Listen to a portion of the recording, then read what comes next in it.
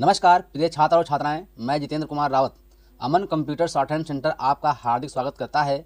जो छात्र और छात्राएं सिंह प्रणाली शॉर्ट हैंड पूरी किताब पढ़ चुके हैं और उस किताब के मैटर की भी शॉर्ट हैंड डिक्टेशन स्पीड बना चुके हैं और उन्हें अधिक शॉर्ट हैंड डिक्टेशन स्पीड बनानी है तो संपर्क करें, क्योंकि हमने रामधारी गुप्ता की किताब में से 203 पेज डिक्टेशन के लिए हैं, जो प्रत्येक पेज में 400 शब्द हैं, जिनका डिक्टेशन 60, 80, 100 व 120 शब्द प्रति मिनट की स्पीड से 400 व 800 शब्दों पर दिया गया है। जो छात्र व छात्राएं विधिवत रूप से इन मैटरों का होमवर्क करके व्हाट्सएप पर चेक करा के अपनी शॉर्ट हैंड डिक्टेशन स्पीड बढ़ाना चाहते हैं या आउटलाइन प्राप्त करना चाहते हैं या शॉर्ट हैंड पढ़ना चाहते हैं तो संपर्क करें। Mobile number 91 98 94 39 41। दूसरा है 700 790 52 75। अतः संपूर्ण पढ़ाई व्हाट्सएप पर वीडियो के माध्यम से कराया जाएगा। धन्यवाद। Start. अध्यक्ष महोदय, मैं आपका आभारी हूँ कि आपने मुझे बोलने का अवसर दिया। इस देश के वर्तमान भारी संकट के समय में और विशेष रूप से उस समय जबकि हम लड़ाई से अभी निवृत्त हुए हैं और आकाश में लड़ाई के बादल दूसरी तरफ से आने शुरू हुए हैं। हमारे वित्त मंत्री ने जो बजट पेश किया है वे इसके लिए बधाई के पात्र हैं।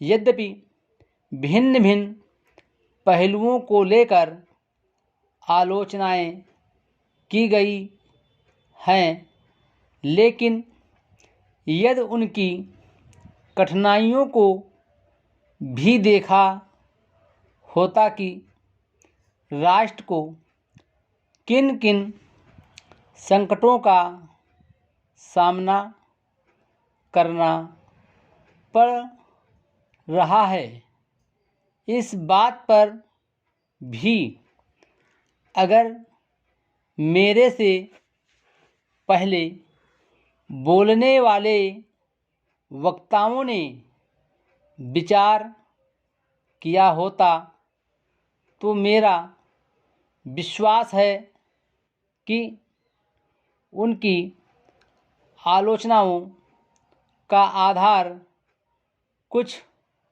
दूसरा होता। उन्होंने ऐसे कठिन अवसर पर यह एक संतुलित बजट पेश किया है, उसके लिए मैं उन्हें बार बार बधाई देता हूँ, लेकिन साथ ही साथ मैं अपना यह कर्तव्य समझता हूँ कि कुछ ऐसे विचार भी उनके सामने प्रस्तुत करूं जिससे उनकी कठिनाइयाँ कुछ हल हो जाएं। उदाहरण के रूप में विगत 2 वर्षों में लेखा जोखा कमेटी में बैठने के समय मुझे ऐसा अनुभव हुआ है कि इस देश में 2-3 इस प्रकार की त्रुटियां मौजूद हैं जिनको दूर करने के लिए, जिनकी जांच करने के लिए यदि कोई एक कमेटी या आयोग बिठा दिया जाए तो राष्ट्र को राष्ट्र की सरकार को राष्ट्र के विकास कार्यों को और राष्ट्र की रक्षा व्यवस्था के लिए करोड़ों नहीं अरबों की व्यवस्था फौरन हो सकती है। केवल शासन को जागरूक होकर कुछ कदम उठाने की आवश्यकता है। अभी कुछ छिपे हुए धन का जिक्र किया गया।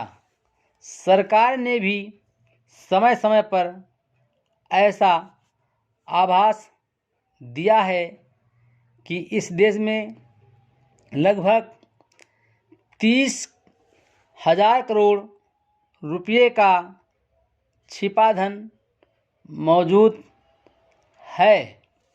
स्वयं में समझ नहीं पाता हूँ कि जब सरकार ऐसा अनुभव करती है तो इसकी व्यवस्था करने में उसको दिक्कत क्या आ रही है।